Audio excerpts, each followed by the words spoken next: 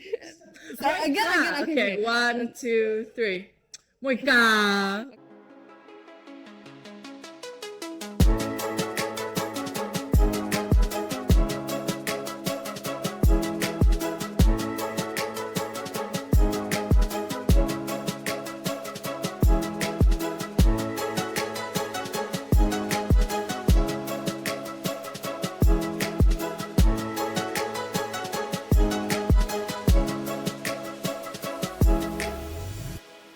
Hi guys, welcome back to a new season of Small Talks. I'm Moeka, And I'm Sarah.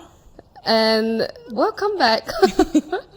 So it has been a while since we released an episode of Small Talks. I think the last time we released one was back in November. No. November, right? I think. Yeah, I think so. I think December, because it was the end of the year. Everyone was Yeah. starting to get busy, and we Yes. were all taking leaves and all that. So it's taken us quite a while to restart this new season. So Moeka, what can we expect in the second season of Small Talks before we catch up on what have we been doing for the past few months? So I think this new season, which means we're gonna start afresh, right? Yes. So for this season, we're gonna have invited guests host together with us. So each week you'll see new faces plus either Sarah or myself. And for next week, we'll tell you later. So Moeka, what have you been up to since Small Talk was on a short break? What have I been? I think just doing a lot of work. Besides work, Okay, besides work. Let me think. did you go on holiday during Christmas? No, right? No, it's quite a blur, I feel. I think towards so the too. end of the year and then the beginning of the year. There's so many things Happening. like Christmas, and then there was Chinese New Year. Chinese New Year, and then there was the New Year. It's like New Year first line. yeah, New Year and the Chinese New Year, and then we're going into Ramadan. We are in Ramadan. Yeah, right. Yes. Wait, it started? Oh, yeah. Sorry. Yeah, honestly, besides work, I think just I've been trying to go to the gym. That's Thanks. like everybody's New Year resolution for the year. Yeah. So it's still been okay. We'll see. Maybe the next few podcasts it will fail, but it's okay. Yeah. So I think nothing much really. I mean I didn't go on a holiday or anything. Just going through the festive season. Yes. And I think because every year, if you notice, Chinese New Year gets earlier and earlier, and then Ramadan and also Hari Raya is getting earlier throughout the year as well. So I think for the next few years onwards, it's going to be quite hectic in the sense that, after Christmas, we have the New Year, and then it's straight Chinese New Year and it's straight Raya. And I think at one point, there might be a year where both Raya and Chinese New Year overlap. So I think that would be a bit crazy. And then there's also a year, I'm not sure, I think 2030 or 2031, where you have two Raya and two Ramadan in a year. Yes. So the first one will be at the beginning of the year, and then the other one will be at the end of the year during Christmas. So it's like, I think we'll be sharing Ramadan and Raya with Chinese New Year as well as Christmas, right, Millie? Yes. That's so. I think that's going to be quite crazy, I think. Because, when it comes to festive seasons like that, right, your budget just kind of goes through the roof. Definitely. And I think before we step into talking about, budget when it comes to Ramadan month, because as you guys know, there's a lot of like Ramadan bazaars and, pop-ups and all that, we'll take a short break.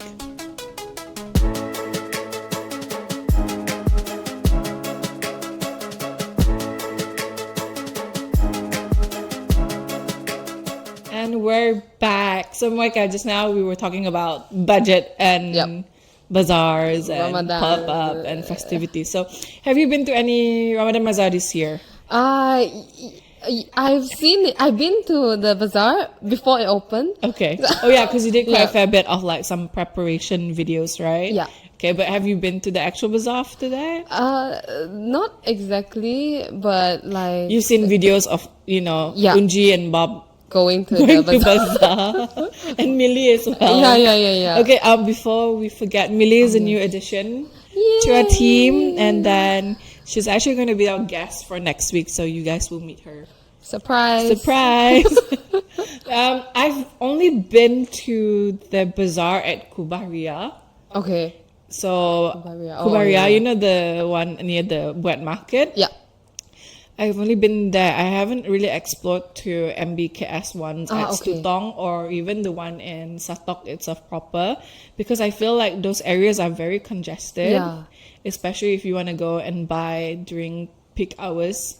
Yep. So you just imagine getting there, it's quite a hassle, and then trying to get back home where everyone is rushing to go back home for bubuka, right? So Yes. I haven't been to any other places except for the Kuba Bazaar. I have also been to Kampong Tupong area because, you know, people sell by the roadside, right? Okay. Yes. Yeah, So those yeah. are the only places that I go to look for things for bubuka. But yeah, I don't know. I see a lot of like viral things at different bazaar, Oh. including the one at Desaimu ka Samarahan niya. Deselmo. But I don't know. I don't think I have the patience To go over there. because, you know, you have to battle with traffic, and when you go there's a lot of people. Yes. And another thing is that, you know, I try not to go to bazaar every day because every time you go na it's like 50 ringgit. Yeah. At least Exactly. 50 ringgit. So it's a bit pricey, and I don't know, this year it's a bit crazy in the sense, you know, when you buy lao, the dishes that people sell, Yeah. it's like some of the sellers, their minimum purchase is like 5 to 8 ringgit. They wouldn't sila won't entertain, but they've set it in such a way that if you want to buy this particular lao, you have to buy 5 ringgit and above. I remember in previous years, you can ask for 3 ringgit ba? Yeah. You know, for one person's portion. Yeah. So I don't know. I think it's a bit expensive for food this time around, and I know some of the guys. The one guy here who is fasting, who always goes to bazaar, would probably agree, right? It can be quite pricey, right?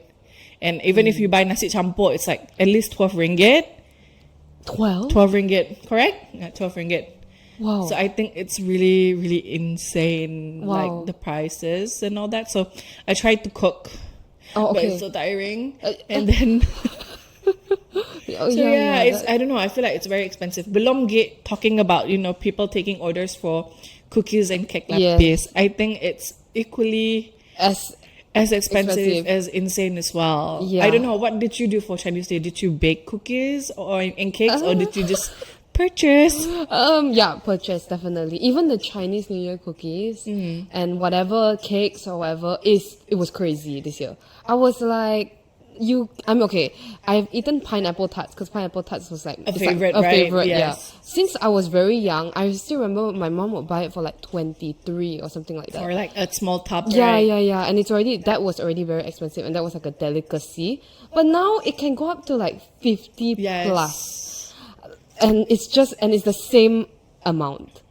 Or maybe even lesser. But does the taste let me say that again. But does the taste still taste the same? That's a tongue twister. I mean, I think, the one that I You particularly buy from that bakery, the taste still stays the same. It's just that I think you can feel that the filling has lessened, because that's the most expensive thing. I guess the pineapple filling itself has lessened.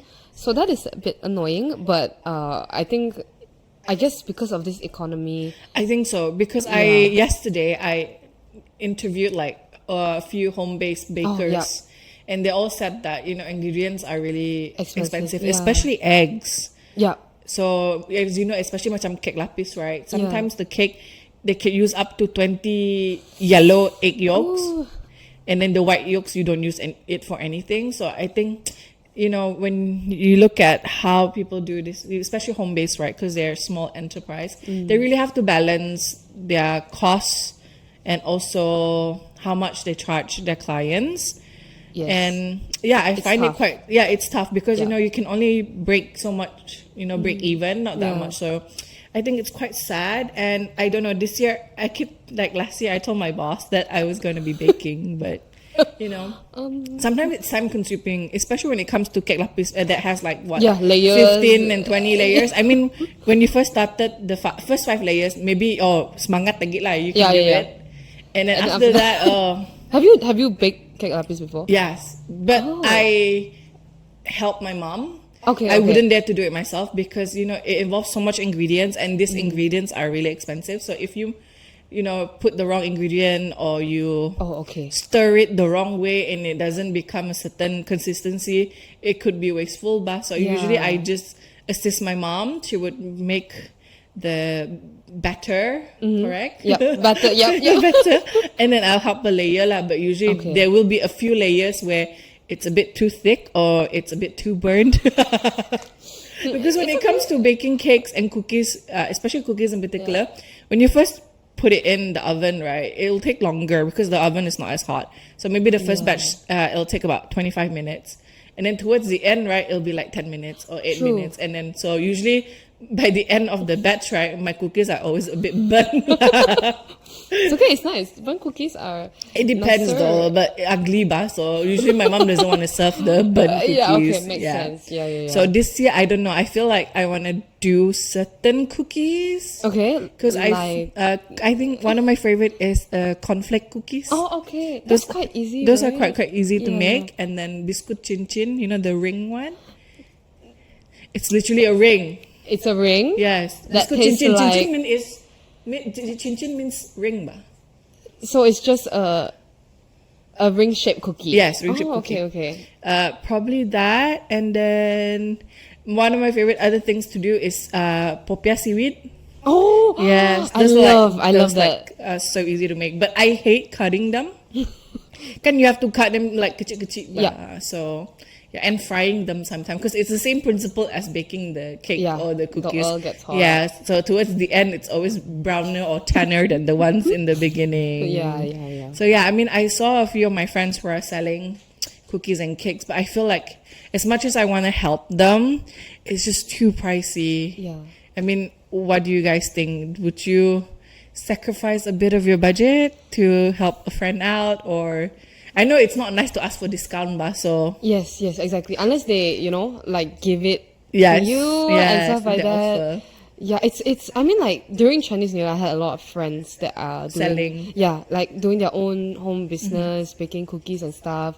And like I try to support by buying one. One. Yeah, because it's just really too pricey. It's a bit too pricey, I think. Yeah, and sometimes you don't finish it. Yes. You know what I mean? Like even if you leave it out there and then people come over, if they don't eat it, and then it will just kind of go to waste eventually. I think that's something that I want to start doing for this year in the sense that in previous years, right, I always overbuy cookies. I always overbuy, snacks and stuff, all in the name of supporting friends' business. Yeah. So this year, I think I really want to just narrow it down because not everything gets eaten, and it's kind of sad that you put in so much money to help people. I mean, if you are capable, you are financially able to do so, okay lah, because it's convenient anyway. Yep. But you kind of have to think about it as well. For me, to be honest, it's true because thinking of the effort of even the baker, like the resources and stuff, and if it goes bad, it's like sad for yourself. Yeah, and even definitely. For I mean, I'm all for supporting small businesses and home-based businesses, but sometimes we have to also see our own financial capabilities. And like you said, maybe buying one is okay lah in the name of supporting. And this gives me a great idea for assignment for you guys. Talking to people to ask whether they are baking or buying their cookies and cake this year. Good one. Yep. Yeah. Okay. Well, and then their reason behind it. Oh, okay. Very good.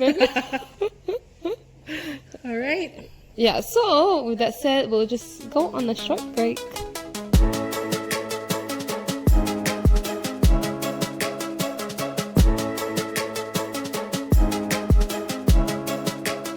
Welcome back from our break. Bad Bob.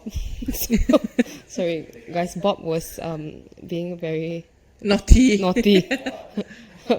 Okay, so just now we were talking about Ramadan bazaars and how everything is so expensive. And since we're on that note, Sarah, did you know that Ramadan and Lent actually coincide For this year? Yeah, for Oh, this wow. year. Yeah. I didn't know. Because, last time I used to go to a Catholic school. Yeah. Yeah, so I remember that there'll always be like, at the beginning of the year, the Catholic students will be taken out to go to church, and it's just us in the class.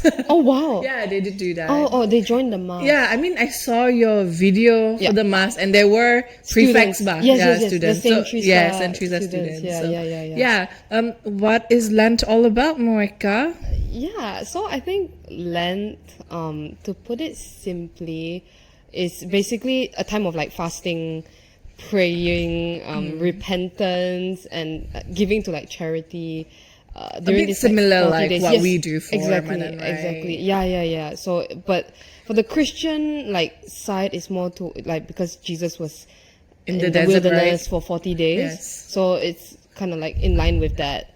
Then we spend more time praying, repenting, things like that. And then fasting, whatever it is, like the things that you like or the things you like to do, whether it's food or like, I know people fast like social media. Yeah. Or like whatever things that may have Worldly drawn them pleasure. away. Yeah, I think, yes. exactly. But I think it's different from Ramadan per se, because kan Ramadan we memang fast from like Yeah. the break of Food. dawn Yeah. until I don't know the difference between dawn and dusk. Dawn is pagi ka? Is morning. Dawn is Dusk morning. is Okay, evening. from the break of dawn to the break of dusk. I know the time lah, sahur sungke. So yeah, but ours is like memang full like 13, 14 hours of no food, no drink. But I think for the Christians who are doing Lent, they just give up like 1 or 2, 3, 4, 5 things that's Yeah. really personal to them. Yes. During this 40 days, right? So I think it's quite interesting that there's some and a lot of similarities where Yeah. I think this month or the Lent period, everyone is striving to do more good, Yeah. to bring themselves closer to God. And this is something that what we Muslims also strive to do during the holy month of Ramadan. So I know some people, on social media, you see a lot of like parodies of them saying that, during non-Ramadan time, this person is really wild. And then suddenly Ramadan, they're like in the mosque and praying all the time. Yeah. But, as human beings, of course, you take as much chance or as much opportunity as possible during the holy month where, your good deeds are like 10 times, 100 times more rewarded by God to do good things. So for me, as much as I find those parodies or those video content very entertaining, but it kind of Realistic. realistically speaking, it's good that these people realize and they respect the holy month of Ramadan, that they want to do something different. I mean, I know we have a colleague, shout out to Nura. So usually what she does is that during Ramadan she would pakai tudong become practice to become more modest. And I think this is something that a lot of people try to do, especially how significant this month is to them. Do you practice Lent, Moeka? For me personally, I don't. Just because I come from a non-denominational, because I believe Lent mostly practiced by Catholics and Anglicans. Yeah, Yes. and I'm non-denominational, so we don't really practice Lent, but we do celebrate Easter. So, I mean, it's up to you. I mean, we're like whenever you want to fast, or whatever, it's like any time. You want to get so it's closer not to God. specifically during this period before Yeah. Easter, because I think I saw your video and Archbishop Simon said that it's the period preparing towards Easter, right? Yes, exactly. That's why people fast and take it as, I guess, like a holy month. I mean, similar to Ramadan. Yeah, but I mean, there are people who maybe are not Catholics and Anglicans, but they want to do it, and it's up to them. Yeah, I think going back to that, I think there are some or a few non-Muslims who have decided to kick up the challenge of fasting Exactly. during Ramadan, even though they're not a Muslim and all that. Yeah. And I think it's because there's a lot of like, especially when you fast food and drink, it's kind of like intermittent fasting, there are some Yeah. health benefits to it, and some people are joining the wagon just for the sake of a health kick and all that, which I think is really nice. And it shows that our community is very Yes, exactly. Unity, Unity, very unified, united. united. Yes, yes. Because after all, come Hari Raya, right? Everyone go open house bar. Exactly, it doesn't matter. Yes, it doesn't matter. So so for me, it's nice to see people coming together for celebration. Yeah, it's really. I mean, even yesterday, actually, when I was interviewing the Archbishop, Yes. I didn't ask him to say anything about Ramadan, but he Yes. himself wished all those celebrating. And I think that's very nice to see. Definitely. Especially in Sarawak, everyone can come together. Yes. Doesn't matter, even though we are sharing the same month. Yes. But it's okay. Yeah, we Definitely. we do what we believe in, but we respect each other's. Everyone lives in harmony. Exactly. So I think that's really the beauty of it. Yeah. Definitely. Because I feel like, festivities is always a time for everyone to come together. And Yes. Chinese New Year, Ramadan, Hari Raya, Gawai, Christmas. It's a time where, I think in Sarawak we're like a good example of how everyone respects and everyone gets excited. Because I know during Chinese New Year, in my area, it's a non-Chinese area, guys. People are also firing fireworks as if they are celebrating Chinese New Year. Oh, So that's yeah. so cute. That's nice. Yeah, it's a bit out of the blue, but Petra Jaya area, not many Chinese, I Right. don't think. But at my housing area, memang noisy lah, people playing fireworks as well for some reason. I mean, take the opportunity, right? Yeah, so Why not? I think for Raya, we can expect quite a fair bit of firework going on. True. I mean, there's a lot. Even like myself, there are some fireworks that haven't been finished from Chinese New Year. You bring it over to Raya, yes. So, yeah, I think it's good lah. It's something that I'm really proud of. Yes. And it's something that I think our counterparts in Peninsula could take. Yep. And example. as an example, and also emulate Yep. in their respective country. Definitely. The country bulang state. States. Respective state, Yes, guys. yes. So yeah, I think it'd be nice, and I think that's all the time we have today, Moeka, for this Yes. episode. So next week, we're not sure yet. Moeka and I have to do rock, paper, scissors to see who will host the next episode with Millie, I guess. Are you serious? Yeah. Rock. Three times. Okay. Rock, paper, scissors, shoot. Shoot. You So won. loser. Losing me. Okay, I lose. Wait. We're So, doing 3 rounds. so winner becomes the host, or loser? Loser becomes become host lah. Okay. Oh, winner become host lah. No, loser becomes host. Okay, loser. Okay. One. Sorry, again. Okay, 1, 2, 3. Moeka. Okay. 1, 2, 3. 1, 2, 3. Yeah. Okay. So guys, the next episode will be with Moeka and Millie. Sorry, shall we rewind? So yeah, you'll be seeing me next week with Millie.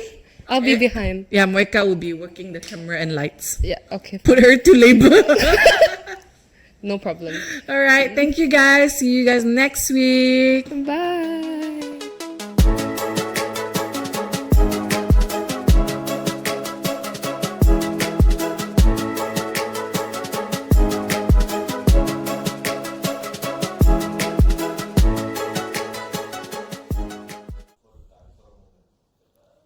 So I said, hi guys. Oh, I look here, hi guys. I'm Moeka, and then, okay, whatever. Wait, that might camera. Okay.